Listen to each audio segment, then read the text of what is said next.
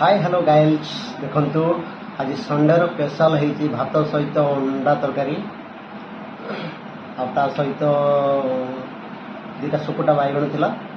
काटी पकई गोल गोल कर काटी पकई देखो काटी पकई बेसन सहित टे जीरा पकई आगे गोलमरीच पकई गोलमरीच पानी दे गोलैली गोलैला छाणी ये देखो आलू भी गोटे काटिक बेसन गोल चॉप कर दी आपण मानू निमंत्रण है आपण मैंने खाइबा आसवे खाइला जो मानक भात सहित अंडा तरकारी आलू चॉप बैगन चॉप भल लगे खाई सारा आपण मैंने निश्चिंत कमेंट करेंगे